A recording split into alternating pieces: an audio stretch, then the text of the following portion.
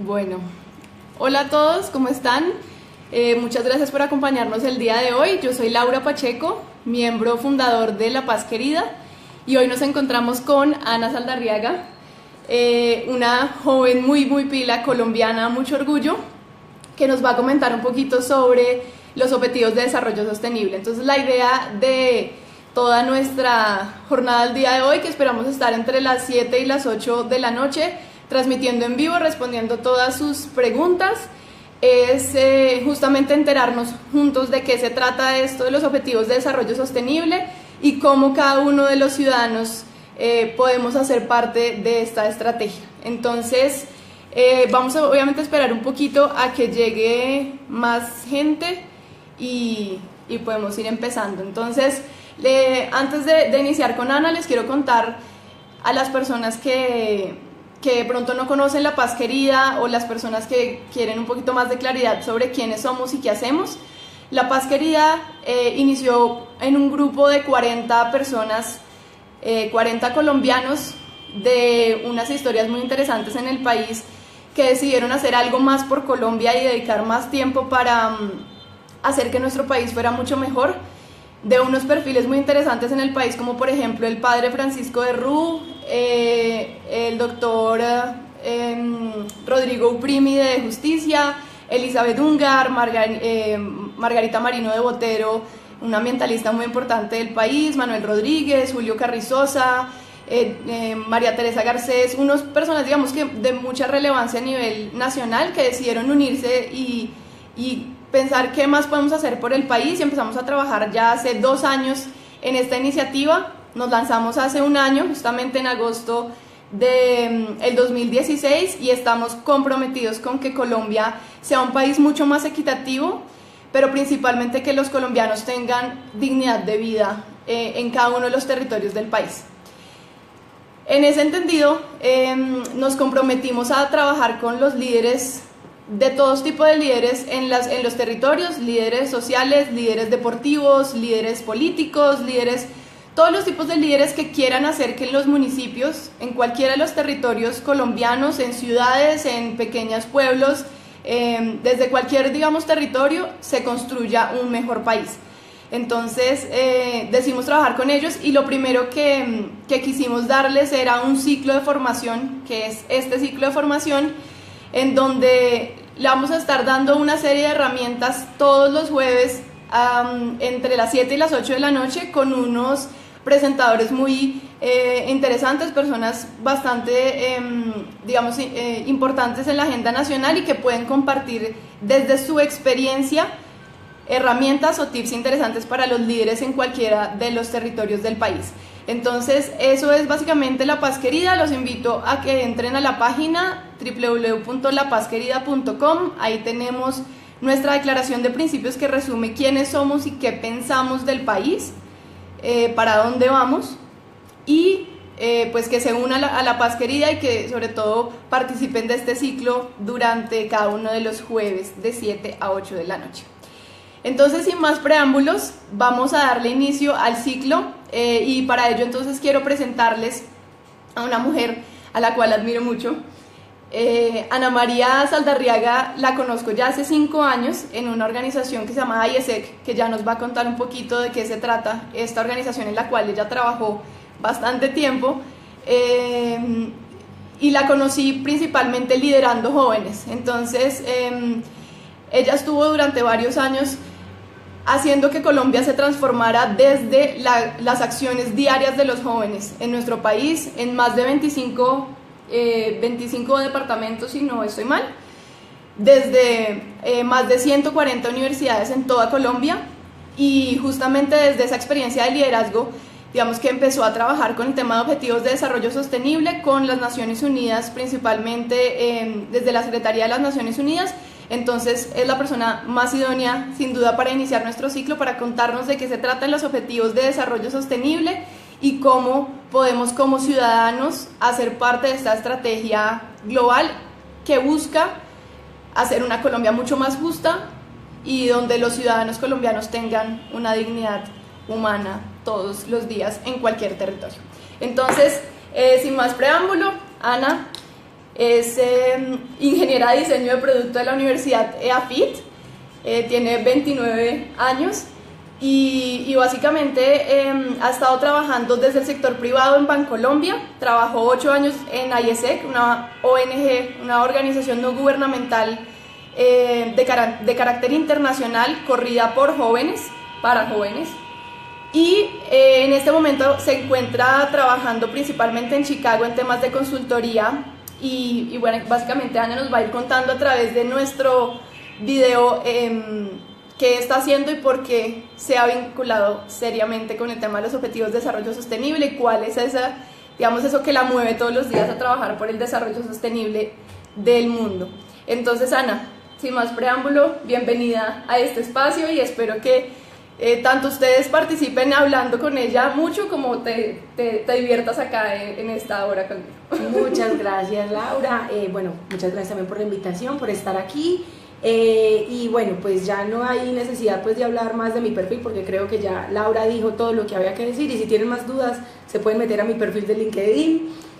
Y respondiendo ya a las preguntas del por qué es tan importante que nosotros conozcamos las metas de desarrollo sostenible y de dónde vienen, por qué estoy tan involucrada, podemos empezar en ese orden. De acuerdo. Entonces, las metas de desarrollo sostenible es un conjunto de objetivos que todos los países miembros de las Naciones Unidas se trazaron como el objetivo común, que sin importar de qué país eres, de qué gobierno eres, cuál es tu situación socioeconómica, vamos a trabajar para que esas metas se logren y que entre todos logremos lo que nosotros llamamos una tripartita entre cómo erradicar la pobreza, cómo salvar el planeta y cómo generar prosperidad para cada uno de los 7 billones de habitantes que hay en la Tierra.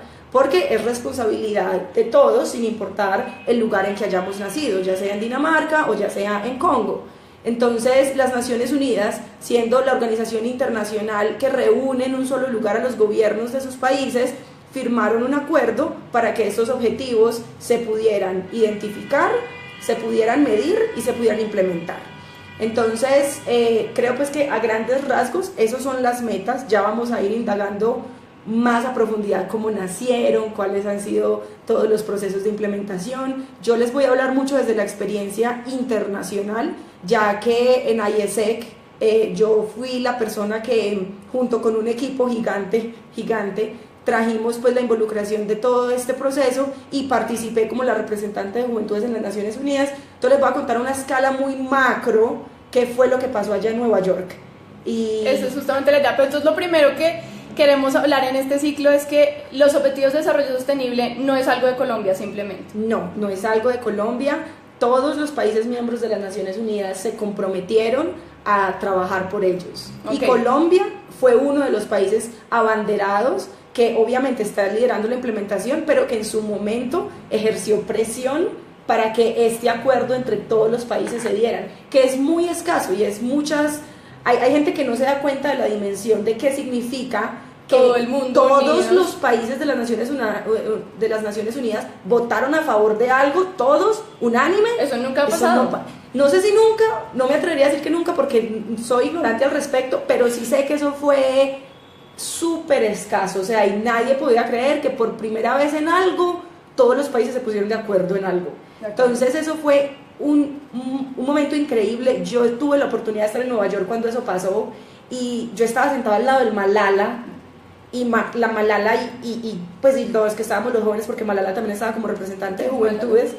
Malala Yousafzai, ella es una activista por la educación y la equidad de género. Ella es una niña de Pakistán que a sus 8 años, por estar defendiendo su derecho a la educación, fue disparada en la cabeza por un grupo de terroristas que dicen que las mujeres no tienen derecho a estudiar. Y entonces ella, desde ese momento, fue al hospital, obviamente, y lograron extraerle la bala y sobrevivió al accidente.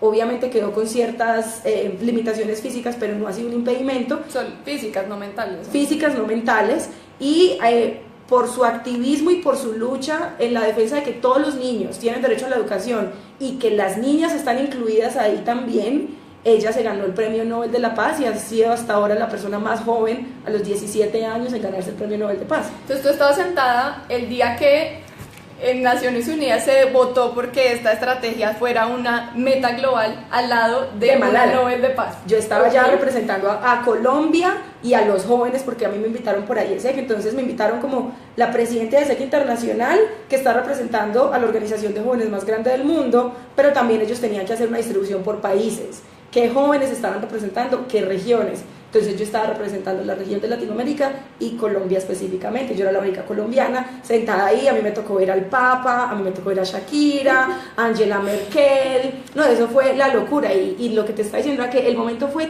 tan increíble, pues que hasta Malala se le venían las lágrimas a los ojos de ver de que en tantas noticias de división sí hay posibilidades de unión.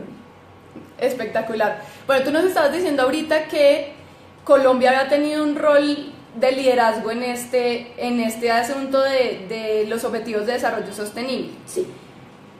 Primero, estos objetivos, ¿a qué tiempo van? ¿Hasta cuándo vamos a cumplir eso, se supone? Claro. ¿Cómo funciona eso? Y segundo, ¿cómo así que Colombia tuvo un rol de liderazgo? ¿En qué sentido? Claro. Entonces, Colombia o sea, todas las Naciones Unidas están representadas por países miembros. ¿Pero qué significan los países miembros? Significa que cada país envía a Nueva York, donde están los headquarters de Naciones Unidas, una comisión que representa al gobierno allá. Colombia en ese momento está representada por la embajadora María Emma Mejía, y ella tiene un equipo de personas que ayudan a ejercer presión. Eso se puede llamar lobby, eso se puede llamar conciencia, eso se puede llamar seguimiento. Muchas personas le ponen nombres diferentes. Y también le hacen implementación.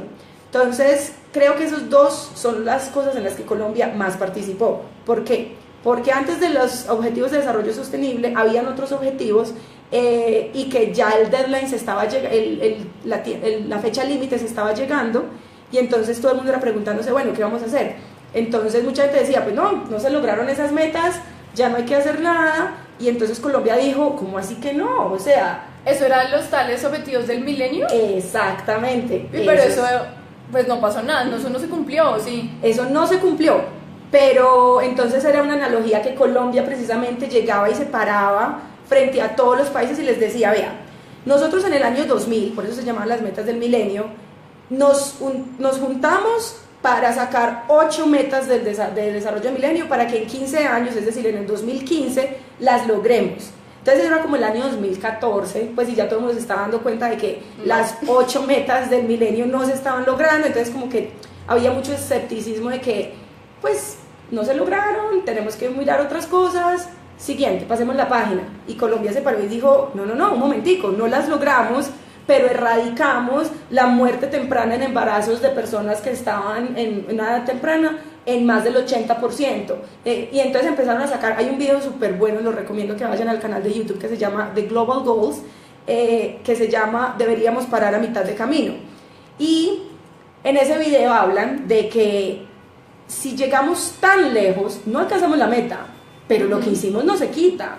Y entonces eso no significa que entonces si tú estás en un partido de fútbol y no llegaste a la meta, no, entonces ya no vas a seguir jugando más fútbol. No, tienes que seguir intentando hasta que se cumplan, porque igual lo hecho estaba muy bien. Entonces ahí fue cuando Colombia, por ejemplo, ese es uno de los ejemplos de lo que nosotros nos referimos de ejercer presión. O sea, nosotros no tenemos un solo país el poder de decisión de que no, es que lo vamos a hacer y punto. No, pero sí tenemos la responsabilidad de pararnos frente a todos ellos y hacerles caer en cuenta de que es importante de que continuemos la tarea que ya se comenzó, de que lo que se logró no es perdido y que aunque no se haya cumplido, tenemos entonces ahora la tarea de terminarlo. O sea, podemos decir que el rol ahí de Colombia fue como actitud positiva en analizar lo que había pasado y ponernos a soñar frente a la posibilidad de ponernos una nueva meta y que juntos sí podíamos esta vez trabajar por algo y empezar a cumplirlo. De acuerdo, pero creo que el approach que la embajadora María Emma Mejía tuvo fue, el acercamiento, fue un poco más crítico y objetivo con muchas cifras. Fue una cátedra donde ella, en conjunto con otros países, porque se armó una coalición de países que estaban formando el movimiento que en inglés se llama post-2015 o posterior al 2015, ¿qué va a pasar? Y entonces ellos empezaron a recolectar un montón de cifras diciendo, esto fue lo que pasó, ¿qué vamos a hacer? Entonces el approach no fue de soñar, sino más de generar responsabilidad. Okay. Si me hago entender, es como, es un sueño, suena algo como muy bonito, muy aspiracional. Pero no hay mucha acción. Pero no hay mucha acción. Ellos es una responsabilidad que como los líderes que estamos aquí tenemos con el mundo, o sea, y no hay opción. O sea, la responsabilidad no es algo que tú dices, quiero o no quiero, es que lo tenemos que hacer. Entonces Colombia jugó un papel bastante importante en ese momento. Entonces, esas metas se pusieron en 2015, ¿y hasta cuándo se tienen que cumplir? Entonces, las metas del milenio cerraron en el 2015. De 2000 a 2015. De 2000 a 2015. Y más o menos en el 2014, si no estoy mal, creo que era incluso antes, se armaron muchos espacios para decir qué iba a pasar después. Entonces, ahí pasaron 4 momentos fundamentales antes de lo que tú estás hablando en el 2015, que primero fue la convención de Río 20, donde ya empezaron a recolectar las cifras de qué tanto habíamos avanzado en las metas del milenio. Después fue el panel de alto nivel del secretario general de las Naciones Unidas, donde llamó a líderes globales de todos los sectores a mirar qué se puede hacer, como hacer una especie de lluvia de ideas, de este es el escenario que tenemos, trajo todas las cosas que se recolectaron en Río 20, en Río 20, armó este panel y después generó un grupo de trabajo dentro de las Naciones Unidas que se llamaba literal posterior a 2015, ¿qué? Entonces tenían su oficina y todo, tenían que descifrar eso, y ahí fue cuando ellos se dieron cuenta de que, pues uno, sí, teníamos que seguir claramente, 2, se dieron cuenta de muchos errores que se habían cometido en la implementación de las metas del milenio, y entonces trataron como de arreglar esos errores, y ellos los llaman aprendizajes, y también se dieron cuenta de oportunidades que habían. Entonces empezaron a crear una estrategia de implementación, y entonces fue un punto muy extraño, y la gente que no estábamos muy relacionados con la política, fue muy extraño porque entonces ellos ya tenían todo el booklet con las 17 metas, los logos, en una propuesta clara, y entonces todo el mundo como, bueno, esas son, es que no, esas no son porque falta que la prueben, claro. Todo el mundo, pero ¿qué pasa si no la prueban? Nadie sabía, y entonces era como... Le habían apostado todo a que eso iba a salir adelante. Exactamente. Pero entonces, bueno, ya después de ahí se armó ya la coalición, que era donde yo te decía que Colombia jugó un papel fundamental, en el que se puso la bandera de que, pues esto no es, o sea, si le vamos a encontrar un problema a algo, siempre va a haber problema, de que esto no está claro, de que esto pudo haber sido mejor, pero hay que empezar por algo, y entonces éramos ejerciendo mucho la presión de que, bueno, ¿cómo vamos a empezar? No sé si quieres que comencemos a hablar un poquito más dentro de esos aprendizajes que se tuvieron y que se tuvieron en cuenta para las del... Sí, yo creo que podemos ir viendo de pronto cuál era entonces esa diferencia en los aprendizajes. Yo creo que están las mayores diferencias entre esos objetivos del milenio y los objetivos de desarrollo sostenibles, que son los nuevos que tenemos en esta agenda. Entonces ahí podemos ir mirando como esos puntos, qué es lo que se aprendió, cuál fue como ese, en esto la embarramos total, y en qué cambió en estos nuevos objetivos, cómo eso se tradujo en un cambio. Dale, perfecto. Entonces, ya para el año 2015, el cuarto encuentro fue ya la Asamblea General de las Naciones Unidas en septiembre del 2015, donde se aprobaron, y esas metas ya quedaron hacia el 2030. Sé que me preguntaste por las diferencias, pero es importante recalcar que aquí hay una similitud que se dieron cuenta que era buena, que era que las metas se habían puesto en 15 años, las del milenio. Ok, 2000, los tiempos. Exacto, del 2000 al 2015 fue un buen tiempo. Fue un buen tiempo para generar la planeación, cómo nos vamos a organizar, cómo bajamos un proceso de educación a la mayor cantidad de seres humanos que habitan en este planeta, porque por ejemplo, en este momento todas las personas que están viendo este Facebook Live es precisamente dentro del proceso de tiempos que ellos tienen, un proceso de educación de que muchas personas en todos los niveles entiendan lo que son las metas, empiecen a generar ideas de implementación, y 15 años era un marco muy bueno entre generar urgencia, pero que diera tiempo de hacer algo. Okay. Entonces, esa es una... Tiempos dejamos iguales, entonces 2000, 2015, 2015, 2030. Exactamente, y ahora en este momento estamos con las de la Agenda 2030. Por eso se llama la Agenda 2030. Por eso se llama la Agenda 2030. Ya, entendimos. Exactamente. Pero entonces sí hubo muchos aprendizajes. Sí, ese fue un aprendizaje que fue muy bueno. Hubo otros en los que nos dimos cuenta de que en esos 15 años, muchas de las razones por las que no se cumplieron al 100% las 8 objetivos del milenio que teníamos, era porque si ustedes analizan esos 8 objetivos del milenio y tú eres una persona de Dinamarca o eres una persona de Rusia o de Australia, tú no te ves identificado con esas metas, porque a mi población esas no son las cosas que más lo están afectando. Entonces esas metas son del milenio para un planeta que yo no conozco. Y aunque tenemos que tener un sentido de responsabilidad social y todo eso, nos falta mucha educación en todos los niveles sobre cómo generar más equidad. Entonces los gobiernos que no veían en esas 8 metas prioridades dentro de sus agendas, no trabajaban por ellas. Okay. ¿Sí me hago entender? Y se entendía como más o menos como una caridad para los países que sí tienen esos problemas. Exactamente, entonces ellos era como, ¿yo para qué voy a resolver el problema de maternidad, de mortalidad infantil o de maternidad y muerte? Sí, en mi país no hay, o sea, no hay un muerto, o sea, a mí esa meta no me importa, yo ya la cumplí, chao. Pero no había como una cadena de que generara una correlación entre esas metas y cuál era como la responsabilidad que había como planeta entre ellas. Entonces eso fue el primer aprendizaje y ya creo que el más grande. Entonces en realidad no eran de todos los países. No eran de todos los países, exactamente. Ni para todos los países. Ni para todos los países, exactamente. ¿Y entonces en qué cambió eso? Todo lo opuesto. Entonces ellos llegaron y empezaron a decir, los que eran en ese proceso del grupo de trabajo de que va a pasar después del 2015, entonces ellos empezaron a recoger cuáles son las preocupaciones de su gobierno dentro de sus planes de gobierno en el mediano y largo plazo, cuáles son las prioridades que usted va a tener, dónde está invirtiendo su presupuesto. O sea, se empezaron a meter ya de un análisis a cada uno de los países miembros de las Naciones Unidas y empezaron a encontrar similitudes. Y entonces dentro de esas similitudes se dieron cuenta de que en los países desarrollados y en los países subdesarrollados habían metas que podrían o no estar conectadas, y está bien, pues es que no todas las metas, no todas las 17 metas tienen que ser para todos los países. Uno se tiene que sentir identificado dentro de su gobierno con algunas, pero que sean muy importantes, y uno se tiene que dar cuenta de que estas metas fueron diseñadas de una forma en que se interrelacionan. Entonces ahorita les hablaba que estas metas del desarrollo sostenible es una tripardita entre cómo salvar el planeta, cómo erradicar la pobreza y cómo generar prosperidad para todos los habitantes del planeta.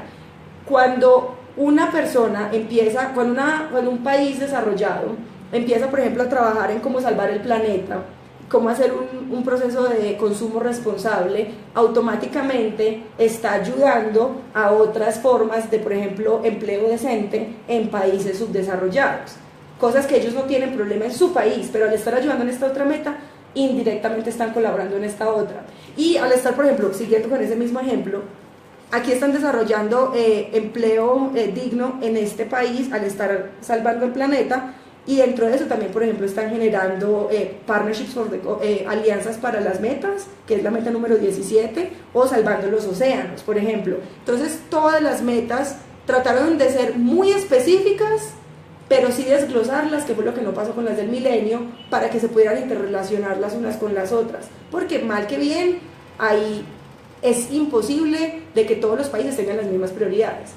Entonces, si te entiendo, más o menos un ejemplo podría ser, soy Canadá. Canadá tiene una muy buena calidad de vida para sus ciudadanos, tiene bajos niveles de desempleo, pero tiene unos niveles de consumo de textiles por los cielos. ¿De dónde vienen esos textiles? De China. Y ahí resulta que en China no hay las mismas condiciones laborales. Entonces, en la medida en la que las personas de Canadá tengan un consumo más responsable y, por ejemplo, no contrabandeen o paguen a buenos precios a los textiles, están impactando en que los trabajadores de China tengan una mejor condición de vida. Ese es el ejemplo perfecto. Ok, perfecto, entendido. Y entonces es un ejemplo de las muchas interrelaciones que tú puedes hacer entre las 17 metas, que por eso es que hay como, no sé cómo decirlo porque no es un chiste, pero es como, hay gente que dice, usted no puede ser abanderado por una meta, porque si usted está trabajando por una de las metas de desarrollo sostenible, usted está trabajando indirectamente por muchas otras. Exactamente. Que eso me parece muy bueno. Una buena forma de verla, claro. Porque no nos hace tener que estar metidos en absolutamente todas las metas. Puede que yo me sienta más afín a uno de los 17 puntos que ya vamos a ver de qué se tratan, Pero entonces cuando me comprometo con uno, me estoy a la vez, estoy ayudando a que los otros 16 empiecen a funcionar. Exactamente. Ok, perfecto. Bueno, Ana, una pregunta. Tenía entendido que los objetivos del milenio eran responsabilidad de los estados, ¿cierto? O sea, solamente los gobiernos tenían que responder porque eso se cumpliera, esos 8 metas. Eso cambió en esta nueva agenda. Empezaron a tener en cuenta que habían más actores en la vida, como por ejemplo las empresas, como por ejemplo las entidades de cooperación internacional, como no sé, ¿quién más? Como, claro. ¿Quién participa de la nueva Agenda 2030? Esa es una excelente adición a la pregunta anterior de aprendizajes que se tuvieron. Y fue uno de los grandes aprendizajes / errores que se tuvieron con la implementación de las metas del milenio, porque la gente asumió, porque no hubo educación como estos espacios, de que esas metas son del gobierno y que yo pago mis impuestos. Asumió, o sea que no era así. Pues eso tenía una interpretación de acuerdo a cada gobierno. Entonces, okay. Habían unos gobiernos que decían, no, eso es de todos, y habían otros que decían, no, yo me encargo, y entonces, desde Naciones Unidas, yo no tengo muy claro cuál era el statement de ellos, pero sí te puedo garantizar de que eso había una confusión de quiénes eran los actores que tenían que trabajar por las metas del milenio. O sea, no estaba... O sea, en cada país encontrabas una respuesta diferente. Eso era un problema, que no lo teníamos claro. Total, ¿quién eran los actores participantes? Total, y sobre todo que cuando no hay una directriz global, lo que pasa es que entonces no se pueden generar alianzas globales, que creo que en este momento es lo que más está moviendo las metas de desarrollo sostenible. Ni hay responsables, por ende no hay dolientes, por ende nunca crecen las metas ni pasa nada con ello. Exactamente, entonces ahí es donde, para ser súper claros, las metas de desarrollo sostenible no le pertenecen a los gobiernos, no le pertenecen a Naciones Unidas. Las metas de desarrollo sostenible le pertenecen a todos los 7 billones de habitantes que vivimos en este planeta, sin importar de que usted sea un ingeniero como yo, o que usted sea un político en el gobierno, o que usted sea un profesor en un colegio. Desde donde, o que no tenga ninguna profesión. O que no tenga ninguna profesión. Las metas son de todos y todos podemos aportar. Y creo que una de las cosas más importantes aquí es que, bueno, pero ¿quiénes somos todos? Entonces ahí es donde para estas específicas metas de ODS hay 4 actores que tienen que tener muy claro, y no es que haya una directriz que diga como, así es que lo tiene que hacer, pero usted tiene que descifrar cómo dentro de sus capacidades hacerlo. Entonces, claro, porque no es lo mismo el político al empresario, al campesino. Entonces como más o menos agruparon el tipo de población dependiendo del tipo de aporte que puede hacer. Exactamente, entonces esos 4 actores son claramente el sector privado, el sector público, el sector académico y el sector de sociedad civil. Ahí es donde entramos nosotros los civiles y las fundaciones también. Entonces, ¿cómo con esos 4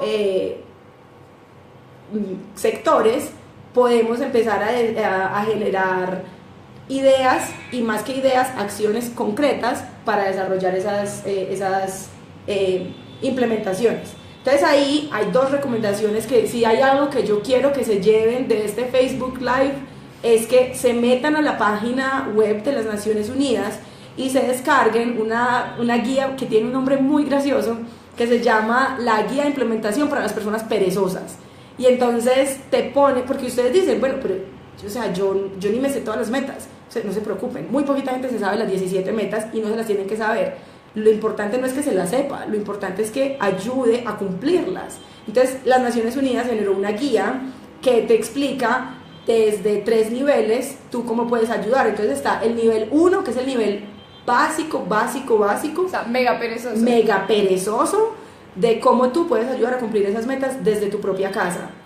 El segundo nivel... Un ejemplo de esa, Ana, por ejemplo. No se bañen media hora y dejando todas las luces prendidas, y que hay una gotera en mi casa, ay no, yo no la voy a arreglar porque tengo mucha presa de llamar al plomero. O sea, son cosas básicas, o sea, básicas que cualquier persona debería, o sea, es como lo que tú haces cuando nadie te está mirando, y que sí, bañarse uno 40 minutos, 2 horas, es espectacular, pero tenemos que entender que no es sostenible, o sea, no lo es, y aunque nosotros no veamos el impacto de eso, tiene un impacto.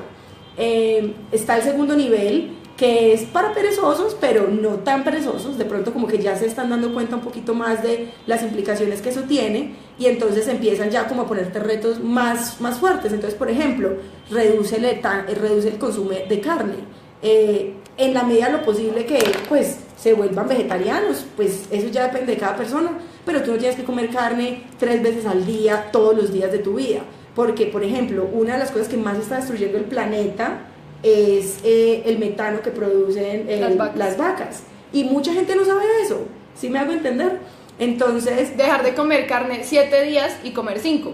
Exacto, y no necesariamente comer 3 veces al día, sino una, por ejemplo. Ok, sí, es verdad, hay gente que desayuna, almuerza, come carne los 7 días, entonces si uno reduce 2, y si toda la población mundial lo hiciera, reduciríamos un montón. Exacto. Las vacas, por ende el metano, por ende la contaminación mundial. Exactamente. Entonces ahí es donde se necesita tener una autodisciplina gigante, porque mucha gente dice, no, pero es que por una comidita más que yo me coma, ay, por este... Pero entonces acuérdense que en el planeta somos 7 billones de personas y contando y creciendo. Entonces es que, pues primero que todo, no alcanza. Y bueno, y ya está el tercer nivel, que ya si ese no es para perezosos, ya son para las que yo llamo activistas, que es, bueno, yo ya desde mi propio ejemplo estoy contribuyendo al planeta, pero entonces ahora yo voy a armar una coalición en mi familia y en mi sociedad para que más gente lo haga. Por ejemplo, yo personalmente soy una abanderada de que no hayan pitillos en ninguna parte. Los pitillos es una de las cosas que más está contaminando el mar, que es una de las metas, es la meta número 15, 6. Life Underwater, bueno, en fin, una de las metas que los pitillos matan tortugas, un montón de tortugas y un montón de cosas más. Y entonces yo siempre soy la tía cansona, sin pena, de que les dicen, muchachos, o sea, no señor, sin pitillo, mesero, se me los lleva por favor, que no sé cuántas. Y si, bueno, ya los usaron, destruirlos, porque el plástico está acabando el planeta. Entonces ya volverse un activista en el día a día y que se vuelva un trabajo de tiempo completo por el que no te pagan, bueno, no tiempo completo, es una exageración, pero que siempre tú te levantes con la responsabilidad de generar conciencia en los otros. Entonces ahí se pueden descargar la guía y eso les va a dar un entendimiento muy simple de cómo hacerlo. Hay otras organizaciones como IESEC, que es una organización que desarrolla liderazgo juvenil, que sacó la misma guía, pero para jóvenes, y cómo desde los pocos recursos que nosotros tenemos podemos armar coaliciones para que eso pase. Pueden meterse a la página en inglés, se llama youthforglobalgoals.org. Aquí me imagino que les pueden ayudar con los links en los comentarios. Sí, ahorita les subo los links. Ya les pusimos en un comentario la página de Naciones Unidas en español, donde aparece cuál es la estrategia de los Objetivos de Desarrollo Sostenible y cómo participar de ella. Exacto. Entonces ahí también les puedes compartir la guía que creó IESEC, que es exclusiva para jóvenes, por ejemplo. Pero con la de Naciones Unidas también están súper bien. Pero igual no son acciones realmente tan radicales, porque estoy pensando, mi mamá toda la vida, antes de que existiera esta meta 2030 y unos objetivos de desarrollo sostenible y todo lo que se quiere, pues como le quieran llamar, todos los días me decía, no prenda la luz, si no la necesitas, no la prendas. Entonces en realidad creo que muchos tenemos algo en lo cual nos comprometemos, por ejemplo, no bañarnos 30 minutos, sino 15 minutos o menos, apagar las luces, reciclar, un montón de cosas, principalmente están relacionadas con medio ambiente, pero creo que hay un montón de cosas que... Hay muchísimas más, por ejemplo, y solamente como para darles un contexto internacional y global, que fue yo creo la razón por la que me invitaron, creo que puedo hablar desde una manera muy empírica que Colombia es un país ya de por sí en su naturaleza muy sostenible, por diferentes razones. Uno, culturales, como tú bien lo dices, nosotros, nuestras mamás, mi hijo, cierra la llave. Claro, porque cuesta. Claro, exacto. Y dos, somos un país que todavía tiene unos recursos naturales muy fuertes y que, aunque obviamente tenemos muchas cosas por mejorar, dentro de los estándares globales, Colombia no es un contaminante para las metas de desarrollo sostenible que van mucho en planeta. Pero eso no quiere decir que uno no estemos contaminando, porque por ejemplo Colombia sí es uno de los países que más consumen carne, por ejemplo, que la producen o sea, que tienen que mejorar sus canales de producción, pero por ejemplo nosotros tenemos que enfocarnos demasiado en todas las metas que están relacionadas con prosperidad, que ahí es donde Colombia se raja, y pobreza, o sea, les hablaba de equidad, de pobreza, planeta y prosperidad.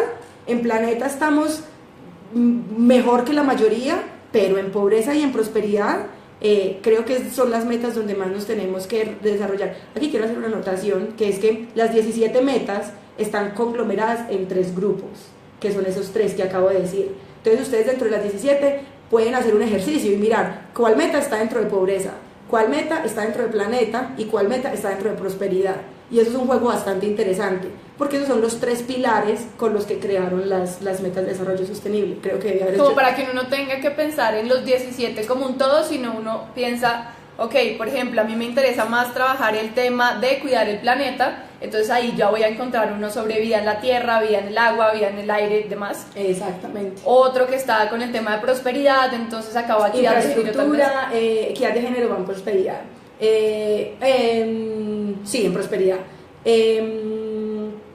Infraestructura, alianza por las partnerships, trabajo decente. Entonces sí, consumo sostenible, responsible consumption, sí. Entonces es un juego bastante interesante para que se pongan a pensar. Y les voy a decir mentiras, hay unas en las que yo digo, esto debería estar en pobreza, no en prosperidad. Al final de cuentas no importa tanto, porque acuérdense, están interrelacionadas. Entonces, pues que esa es la idea.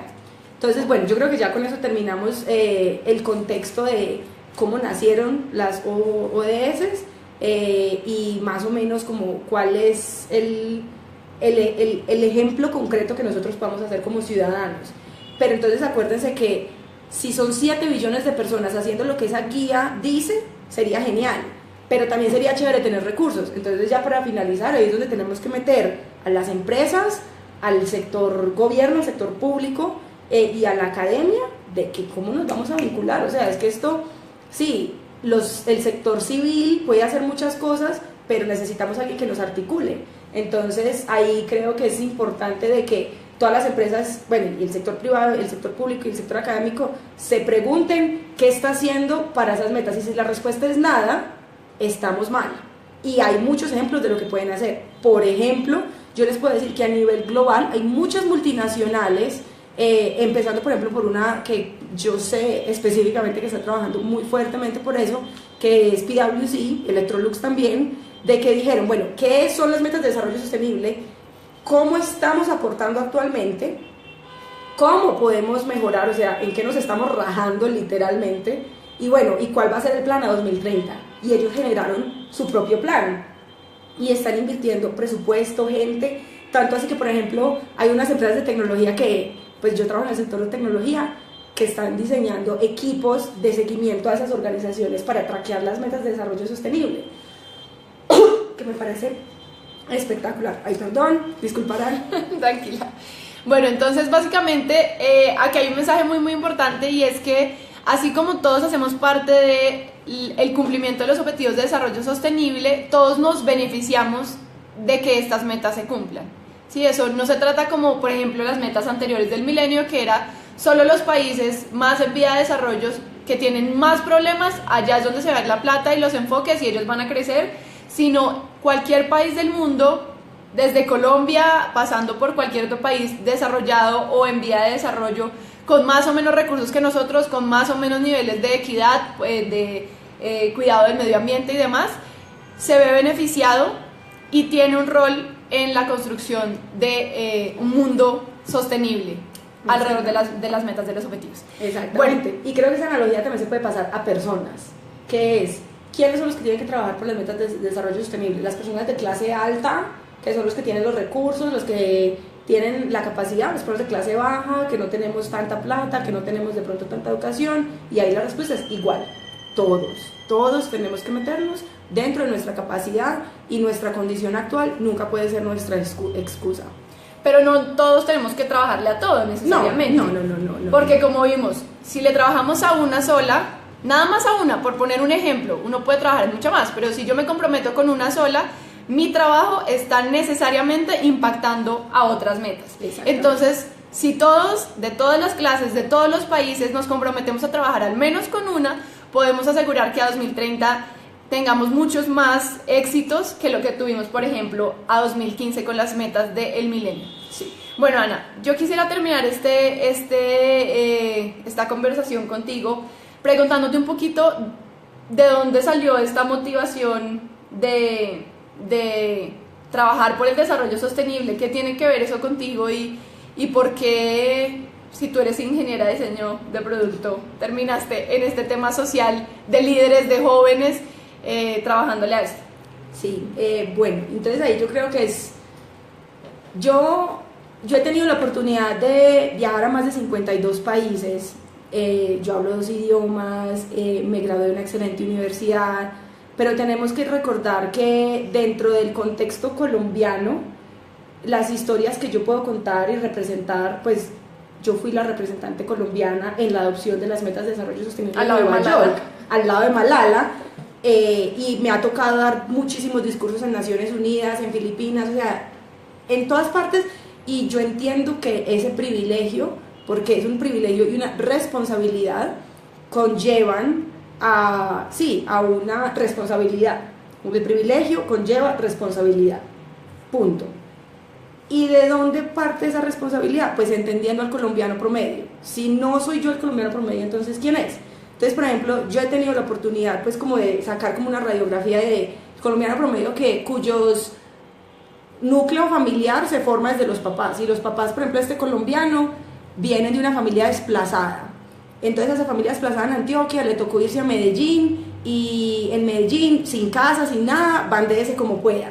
Y entonces allá pues le toca vivir en un sector no tan bueno y de pronto con mucha violencia. Digamos que eso pasó en la época de Pablo Escobar. Ellos no tenían dónde quedarse, no sabían qué hacer, pero pues era eso o quedarse con la guerrilla en las montañas de Antioquia. Y entonces esa familia que tiene 7 hijos, ¿cuál es el futuro que esos hijos les espera? Muy duro. Y en ese proceso el abuelo tiene un accidente y se muere, entonces quedan ellos 7 con la mamá sola.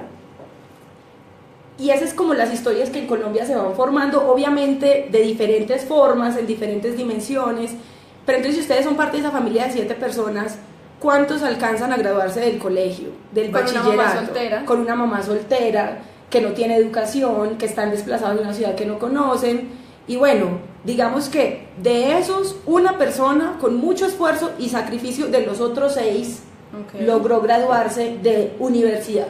O sea, fue la única persona universitaria. Pero fue un error y quedó en embarazo. Y era un embarazo que no era deseado porque ella nunca la educaron, como dicen las metas de desarrollo sostenible, en los derechos de reproducción sexual que tenía, cómo acceder a ellos.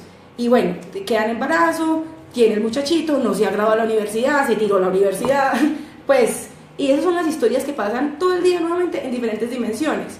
¿Qué futuro le espera a ese nuevo bebé? Que viene como de esa secuencia de personas. Veo, por ejemplo, una historia en que en Colombia hay 8 millones de desplazados, hay 8 millones de víctimas del conflicto armado colombiano.